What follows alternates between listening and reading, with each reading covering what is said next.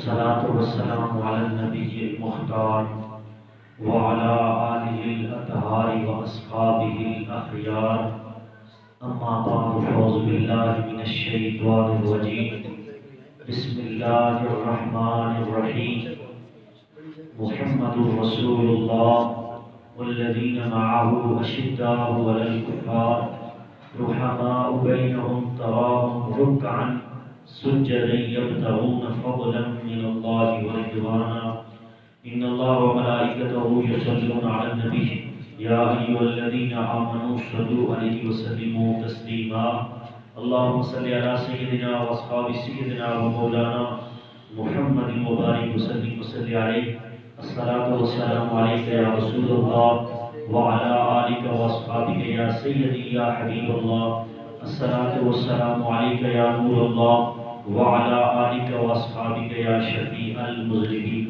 اللہ تبارک تعالیٰ جل جلالہ وعظم نوالہ وعظم شانہ کی حمد و ثنا اور حضور سرور کائنات مفخر موجودات جناب محمد رسول اللہ صلی اللہ علیہ وسلم کے دربار گوہ میں ہدیہ درود و سلام عرض کرنے کے بعد نہایت ہی معزز سامعین و ناظرین، اللہ رب العزت کا لاکھ لاکھ شکر ہے کہ اللہ رب العزت نے جمعۃ المبارک کا مقدس دن نصیب فرمایا، اور اس کا لاکھ لاکھ شکر یہ کہ آج کے اس مقدس دن میں ہمیں حضور نبی کریم علیہ السلام کے اصحاب کی شان میں عقیدت کے پھول نچھاور کرنے کی توفیق عطا فرمائی۔ اللہ رب العزت سے دعا ہے کہ اللہ پاک مجھے حق و سچ بیان کرنے کی توفیق عطا فرمائے اور ہم سب کو اس پر عمل کرنے کی توفیق عطا فرمائے۔ حضرات محترم، گزشتہ جمعۃ المبارک جیسا کہ ہماری موضوع کی پہلی نشست تھی جس میں ہم نے حق چار یار کے موضوع پر چند باتیں آپ احباب کے سامنے بیان کی تھی، اور یہ بھی بتایا تھا کہ ماہ مقدس ربیع الثانی یعنی دوسری بہار، اس میں سیدنا غوث اعظم رضی اللہ تعالیٰ عنہ کے شان کے حوالے سے رونی کے ساتھ اس کی نسبت ہے، تو اس لیے میں نے یہ بتایا تھا کہ یہ سارے سلاسل سلسلہ قادریہ ہو، سلسلہ نقشبندیہ ہو، سلسلہ اویسیہ ہو، کوئی بھی سلسلہ ہو، اس کا تعلق صحابہ کرام سے ہے، اور سب سے پہلے اولین مؤمنین کا اطلاق صحابہ کرام رضوان اللہ تعالی علیہم اجمعین پہ ہوتا ہے، جیسا کہ سورہ نساء کی آیت نمبر 115 میں اللہ رب العزت نے وَيَتَّبِعْ غَيْرَ سَبِيلِ الْمُؤْمِنِينَ سے بعد صحابہ کرام لیا، اور پہلے پارے کے اندر سورہ بقرہ کی آیت نمبر 73 میں وَمِنَ النَّاسِ مَن يَقُولُ آمَنَّا بِاللَّهِ وَبِالْيَوْمِ الْآخِرِ، تو اس طرح کے وَإِذَا قِيلَ لَهُمْ آمِنُوا كَمَا آمَنَ السُّفَهَاءُ أَلَا إِنَّهُمْ هُمُ السُّفَهَاءُ وَلَٰكِن لَّا يَعْلَمُونَ کہ ان جیسا ایمان لے کے آؤ، تو پتہ کہ چلا کوئی غوث ہو یا قطب ہو یا اقطاب ہو یا ابدال ہو، قیامت تک صحابہ کے بعد جو بھی آئے گا اسے صحابہ جیسا ایمان لانا ضروری ہوگا، وہ جس طرح صحابہ نے ایمان لایا تھا اس طرح اس کا لانا ضروری ہوگا۔ تو اس لیے ان کے مراتب غوثیت کے درجے سے بڑے ہیں، اس لیے یہ موضوع عقائد کے حوالے سے بھی بڑا علمی موضوع تھا، تو اس حوالے سے میں نے آپ احباب کے سامنے اس موضوع کو شروع کیا تھا۔ تو اس لیے سمجھ لیجئے کہ میں نے قرآن مجید کی سورہ فتح 26واں پارہ آیت نمبر 29-29 پڑھنے کا شرف حاصل کیا تھا، موضوع سخن اس آیت کو بنایا تھا۔ اس میں اللہ رب العزت نے ان عظیم میرے محبوب علیہ السلام کے تربیت یافتہ عظیم خلفائے اربعہ کا بڑے خوبصورت انداز میں تذکرہ فرمایا تھا، ان کے خصائل، ان کے شمائل اور ان کے مناقب کو بیان کیا تھا۔ تو اس لیے اس گفتگو میں ہم کچھ تفصیلی بحث نہیں چھیڑ رہے، بلکہ صرف ایک ترتیب بیان کرنا چاہتے ہیں کہ جس کا تذکرہ ہمیشہ رسول اللہ صلی اللہ علیہ وسلم نے پیش نظر رکھا، پھر جب خلفائے راشدین کے نام لیے تو اسی ترتیب سے میرے محبوب علیہ السلام نے لیے، پھر اللہ تبارک و تعالیٰ نے بھی ان کی جو ترتیب بنائی ہے وہ یہی بنائی ہے، اور صحابہ کرام سے فضیلت کی بنیاد پر جب آپ علیہ الصلوۃ والسلام جناب محمد رسول اللہ صلی اللہ علیہ وسلم نے نام لیے تو ایک ترتیب سے نام لیے، اور صحابہ کرام نے بھی ان کی اس ترتیب کو لیے ہوئے چلا، پھر تابعین نے پھر خلفائے اربعہ کے نام ایک ترتیب سے لیے، اسی طرح ہمارے ملت کے اولیاء نے بھی اور اسی ترتیب کو قائم رکھا، اور قیامت تک 1400 سال پہلے کی تاریخ کو لے کر جتنے بھی آنے والے مومنین ہیں وہ اسی ترتیب کو لے کر چلیں گے۔ اور آج ہمارے لیے بھی ضروری ہے کہ جس انداز میں آپ نے یعنی کہ جناب محمد رسول اللہ صلی اللہ علیہ وسلم نے اپنے یاروں کا تذکرہ کیا، ہم بھی اسی انداز میں کریں جس انداز میں خلفائے اربعہ نے کیا، جس انداز میں صحابہ کرام نے کیا، جس انداز میں تابعین نے کیا، جس انداز میں تابعین نے کیا، جس انداز میں پوری امت کے اولیاء و صالحین نے کیا، غوثوں نے کیا، قطبوں نے کیا، ابدالوں نے کیا، اوتادوں نے کیا، جس ترتیب سے وہ خلفاء کا تذکرہ، اسی لیے یاد رکھیے اسی انداز کو برقرار رکھا جائے اور اسی سلیبس کو لے کر چلنا چاہیے۔ کسی دوسرے گروہ کے نظریات سے متاثر ہو کر نبی علیہ الصلوۃ والسلام کے طریقے کو چھوڑ دینا، اہل بیت اور اہل بیت اطہار اور صحابہ کرام رضوان اللہ تعالی علیہم اجمعین کے طریقے کو چھوڑ دینا، یہ ہرگز حق پرستوں کا وتیرہ نہیں ہے، حق پرستوں کا شیوا نہیں ہے۔ یہاں راستہ جب وحی کے ذریعے متعین کر دیا گیا قرآن میں، اور پھر یہ مطلوب اور یہ غیر مطلوب، اس کے ذریعے ہمیں ساری چیزیں، ہمارا اس پر ایمان ہے، ایقان ہے، اس لیے اس پر ہم نے اپنا عقیدہ بنایا ہے، اس سے ہم ایک انچ بھی آگے پیچھے نہیں ہٹتے جو ہمیں اسلام نے طریقہ بتایا۔ آئیے اب میں مقام خلفائے راشدین آپ کے سامنے بیان کرنے لگا ہوں۔ اس سلسلے میں آپ لوگوں کے پاس تحقیق کا وقت تھوڑا ہے، اور جیسی روش چل نکلتی ہے اسی کی لوگ پیروی کرنا شروع کر دیتے ہیں کہ فلاں نے یہ کہا تھا لہذا ہم اسی پر عقیدہ رکھیں گے، اور یہ سوچتے نہیں ہیں کہ عقیدے پر عمل کی بنیاد ہے، اور اگر عقیدے میں کٹی آ گئی تو سارا عمل رائے گان چلا جائے گا۔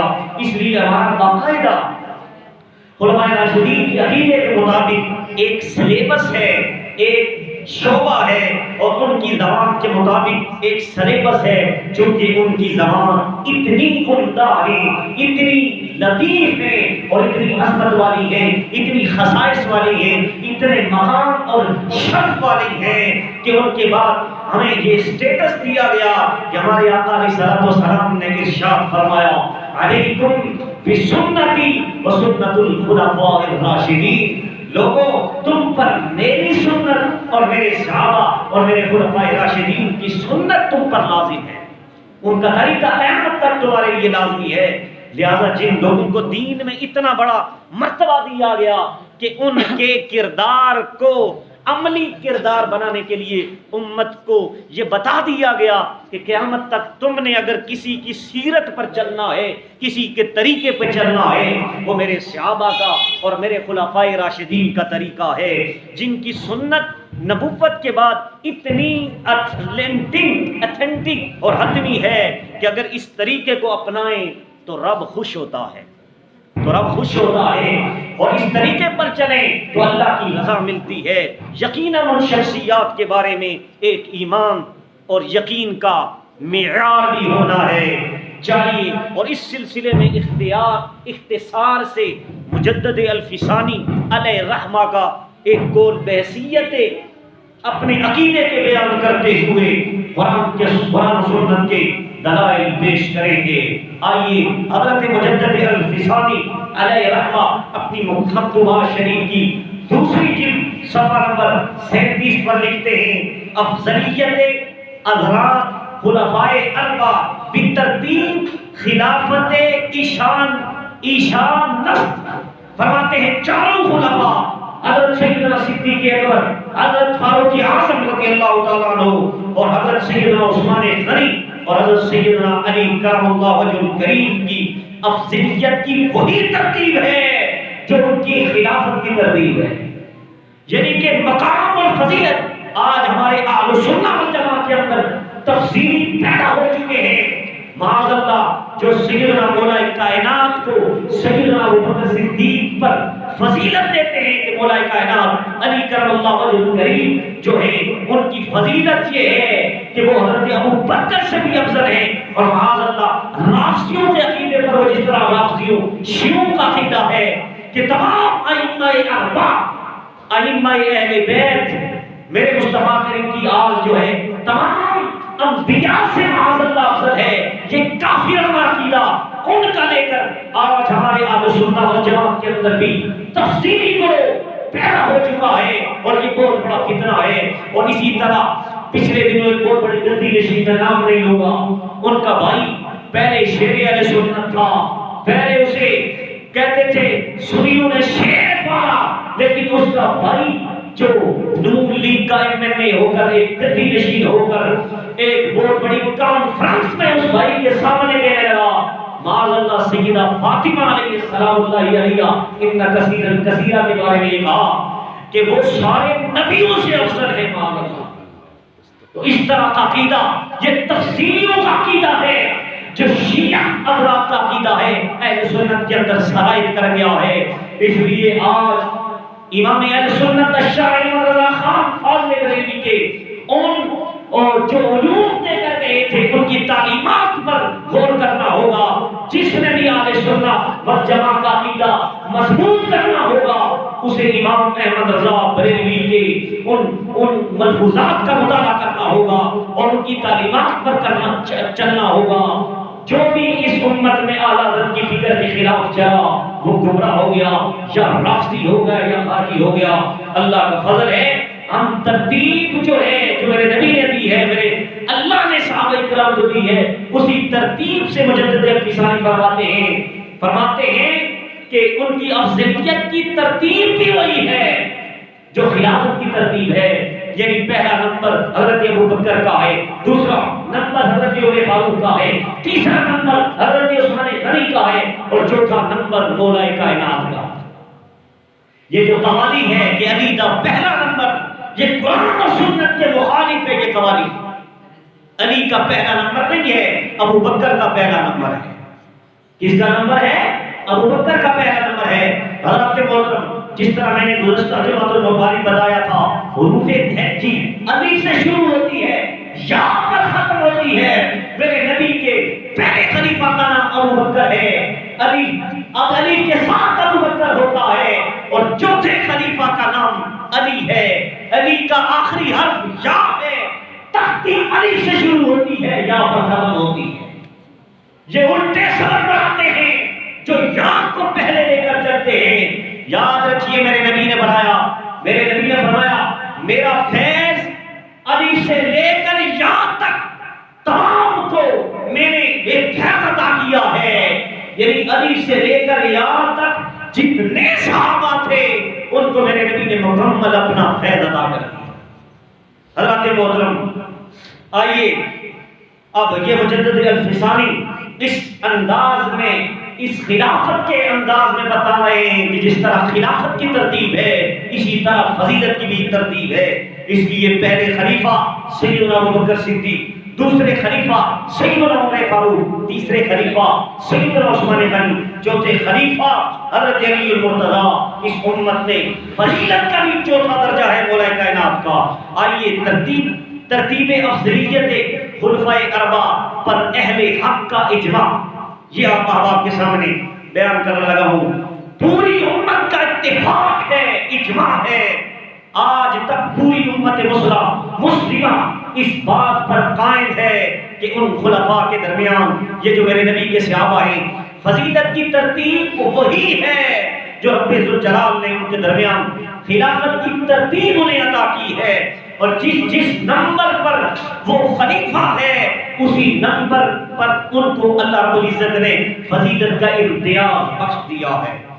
حضرات محترم اجماع کا مطلب کیا ہے یہ بھی سمجھ لیجئے.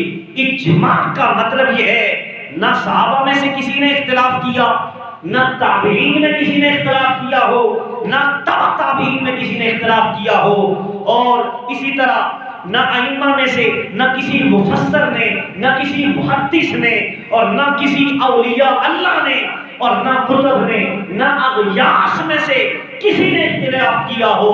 ہمیشہ اس بات کو دین کا اور ایمان کا حصہ سمجھا گیا ہو کہ چاروں خلفاء عظیم ہیں، مگر ان میں فضیلت کی ترتیب وہی ہے جو ترتیب ان کی خلافت کے لحاظ سے عطا کی گئی ہے، اس کو اجماع کہتے ہیں۔ آئیے افضل البشر بعد از انبیاء، تمام انبیاء کرام کی زبان کے بعد سب سے افضل بندہ کون ہے؟ سیدنا ابوبکر صدیق۔ کون ہے؟ آئیے مکتوبات شریف کے اندر تیسری جلد معرفت الحقائق کے اندر جلد نمبر 2 میں بھی اور صفحہ نمبر 37 پر مجدد الفسانی لکھتے ہیں، وہ فرماتے ہیں افضل بشر بعد پیغمبران صلوات اللہ تعالی و تسلیمات تہو سبحانہ و تعالی علیہ اجمعین حضرت صدیق رضی اللہ تعالیٰ عنہ بعد از اعظم حضرت فاروق اعظم رضی اللہ تعالیٰ عنہ۔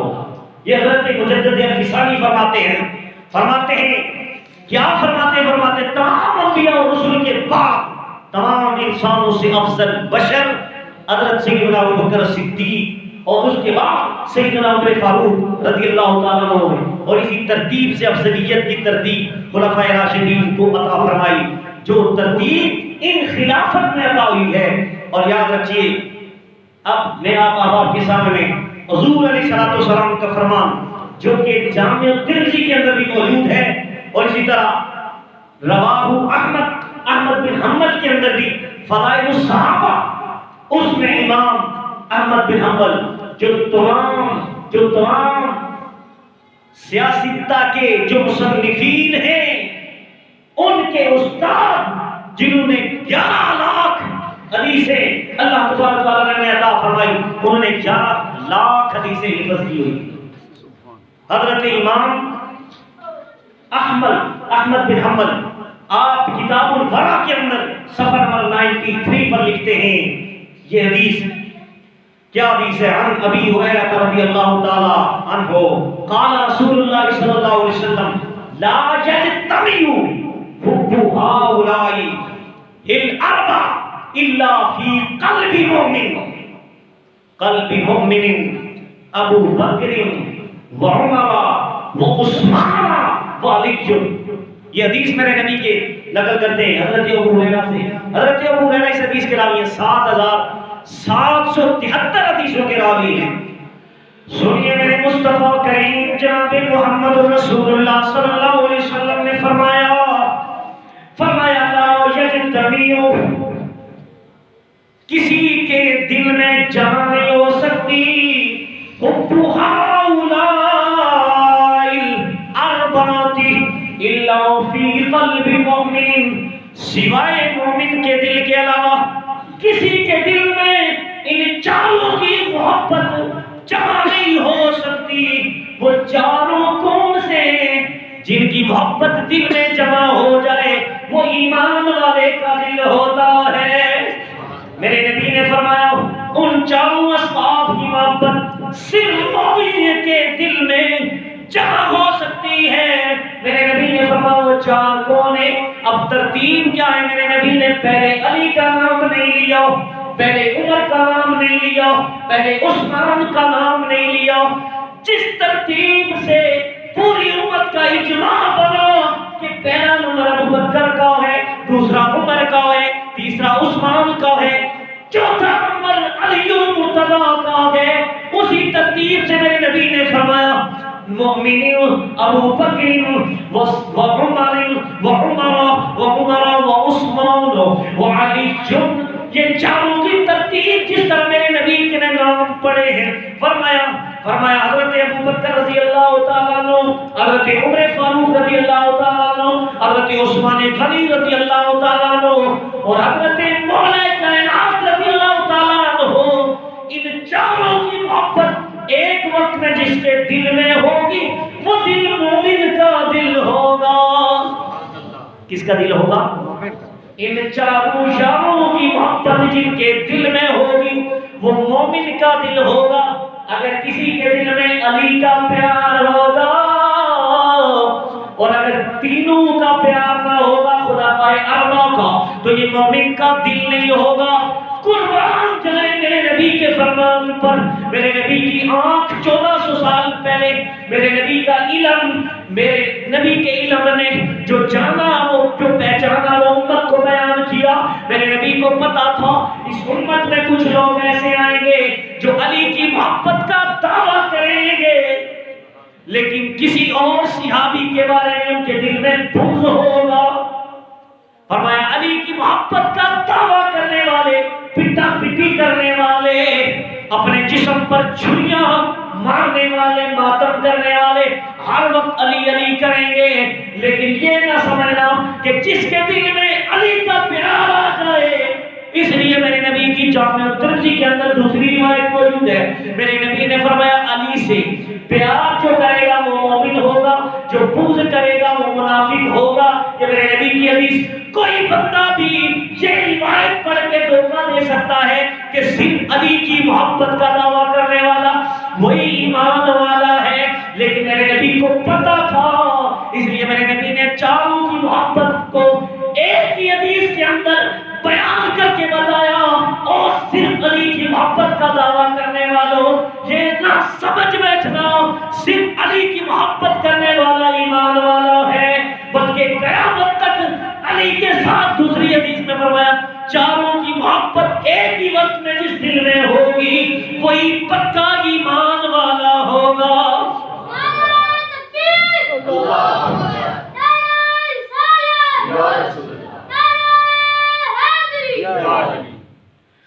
اور یاد رکھو ایک طبقہ جس نے صرف ابو بکر کا نام لیا، عمر کا نام لیا، شیخین کا نام لیا، علی کو چھوڑ دیا. میرے نبی نے یہ بتایا ابو بکر و عمر کی فقط محبت لے کر علی اور عثمان سے بغض رکھنے والوں تم بھی سن لو تمہارا ایمان بھی کامل نہیں ہے. اس لیے میرے نبی نے فرمایا چاروں کا پیار ایک ہی وقت میں جس کے دل میں ہوگا وہی ایمان کامل والا ہوگا. اس حدیث میں رافضیت کو بھی رگڑا ہے، خارجیت کو بھی رگڑا ہے. رافضیت اسے کہتے ہیں جو دعوے اہل بیت کی محبت کا دعویٰ کرے اور صحابہ کو بھونکے اس کو رافضی کہتے ہیں. اور جو میرے نبی کے صحابہ انہیں بھونکے اور اہل بیت سے محبت کا دعویٰ کرے اسے رافضی کہتے ہیں. اور جو اہل بیت کو بھونکے، اہل بیت کو باغی کہیں اور اہل بیت کے بارے میں بغضیہ کلمات کہیں، ان کے دل کے اندر اہل بیت کی محبت نہ ہو، صحابہ کا پیار موجود ہو، میرے نبی نے فرمایا وہ خارجی ہے. رافضی اس کو کہتے ہیں جس کے دل میں ابو بکر کا بھی پیار ہوتا ہے، علی کا بھی پیار ہوتا ہے. فرمایا چاروں کی محبت جس دل میں ہوگی وہ دل سمجھنا چاہتے ہو کس کا دل ہے تو وہ کامل ایمان والے کا دل. آئیے دربار رسالت اور ترتیب خلافت و فضیلت. مزید اس سلسلے میں رسول اکرم صلی اللہ علیہ وسلم سے حضرت سیدنا مولا کائنات علی کرم اللہ وجہ الکریم یہ روایت کرتے ہیں جامع الترمذی کے اندر حدیث نمبر انٹرنیشنل نمبر کے مطابق 3714. اور اسی طرح کتاب باب مناقب علی بن ابی طالب رضی اللہ تعالیٰ عنہ جلد 2 صفحہ 213 پر یہ روایت موجود ہے. جامع الترمذی کے اندر حدیث موجود ہے. میرے نبی نے فرمایا عن علی قال قال رسول اللہ صلی اللہ علیہ وسلم.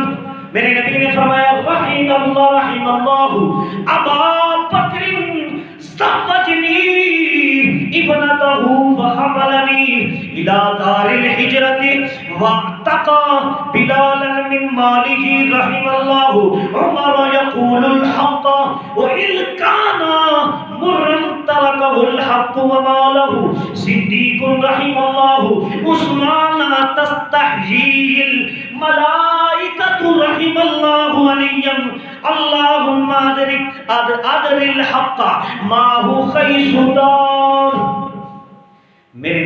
فرمایا قال رسول اللہ صلی اللہ علیہ وسلم رحم اللہ ابا بکر، اللہ ابو بکر پر رحم فرمائے، اللہ ابو بکر پر رحم فرمائے۔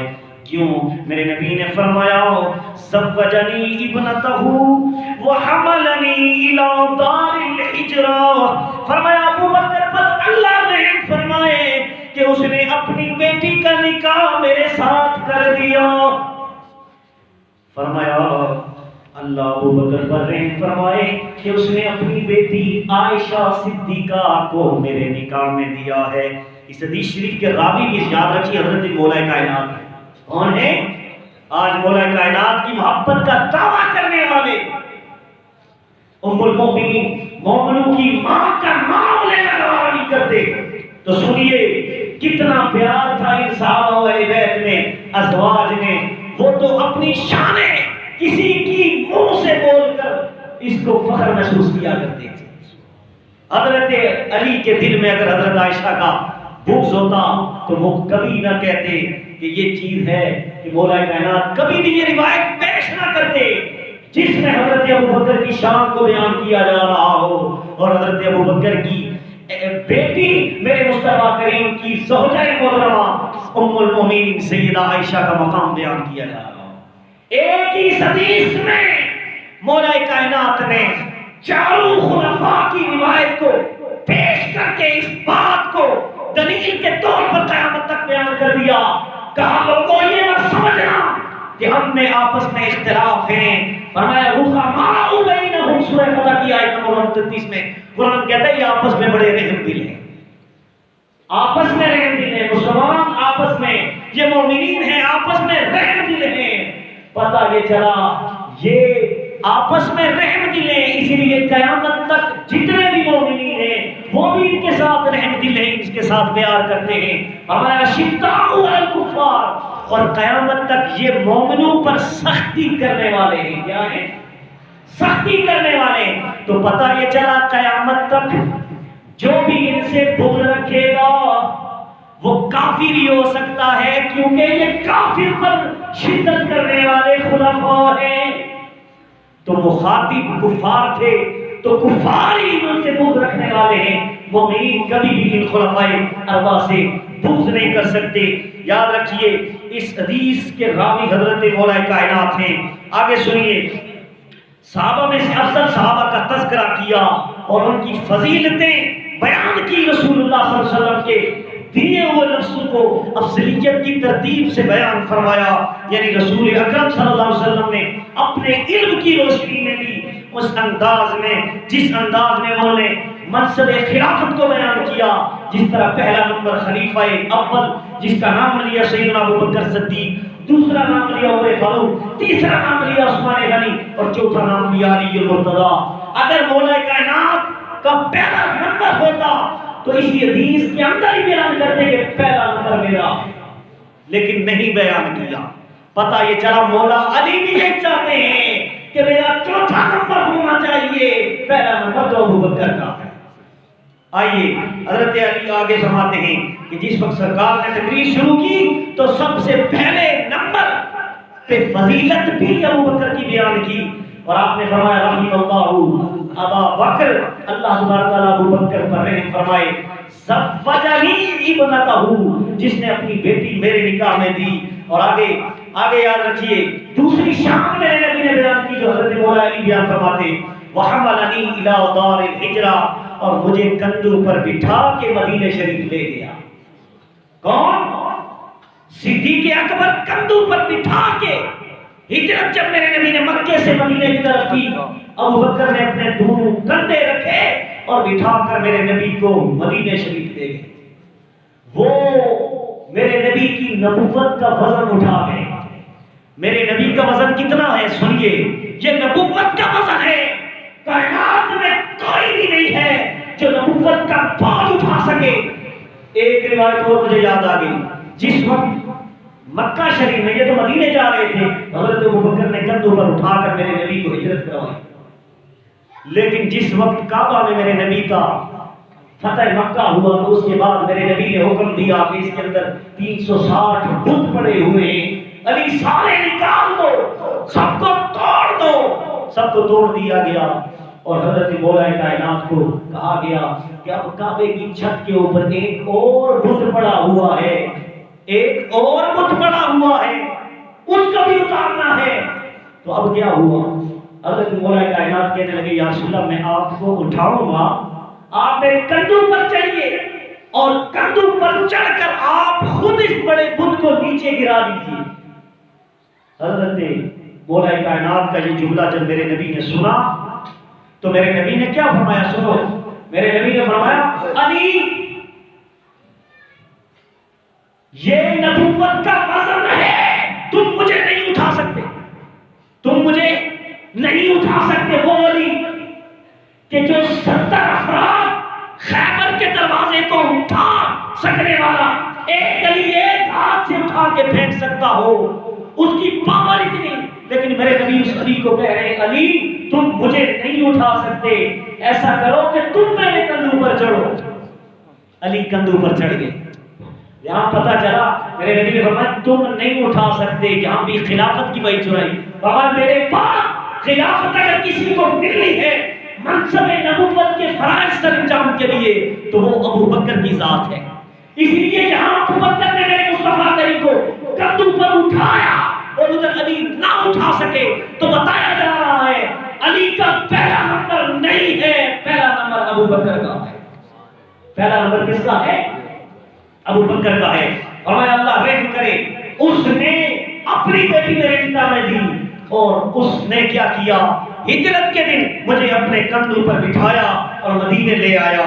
فرمایا دار الہجرت کی طرف سے مجھے اٹھایا، یعنی جس وقت 7 قدم اٹھانا موت کو دعوت دینے کے مترادف تھا تو صرف میرے ساتھ چلے ہی نہیں بلکہ مجھے کندھوں پہ بھی بٹھایا اور بٹھا کر مجھے دار الہجرت کی طرف لے گیا، اس کا نام ابو بکر ہے۔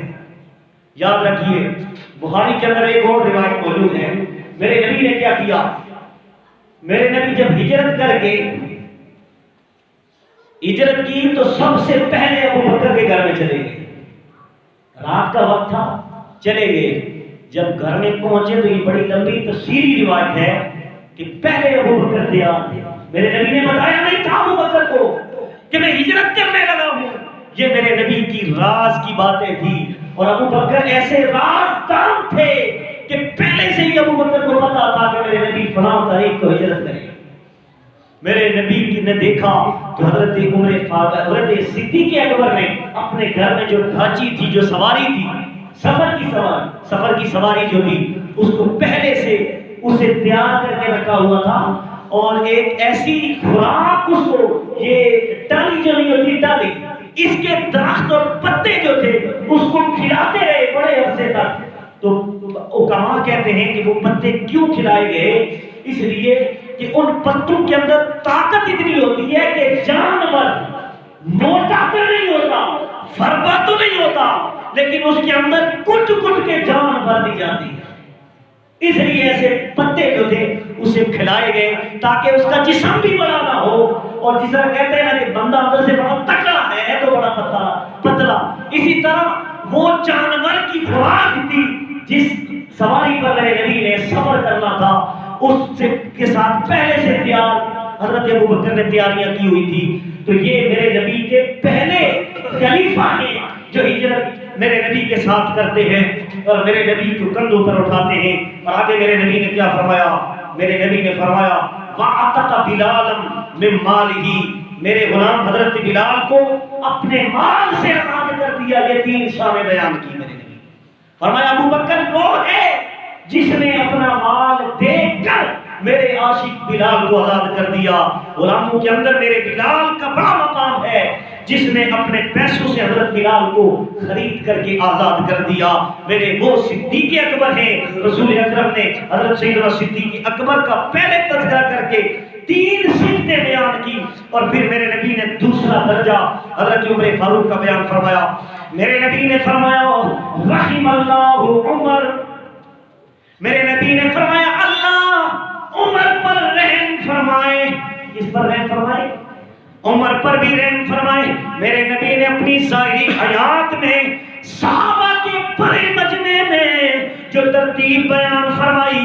ہر بندے کو اگر تھوڑی سی بھی عقل سلیم ہو تو پتہ چلے گا جب نبی علیہ الصلوۃ والسلام پہلے ذکر کرتے ہیں پھر دوسرے کو پھر تیسرے کو پھر چوتھے کو تو اپنی طرف سے نہیں بلکہ رب کے دیے ہوئے پیغامے سے بیان کرتے ہیں.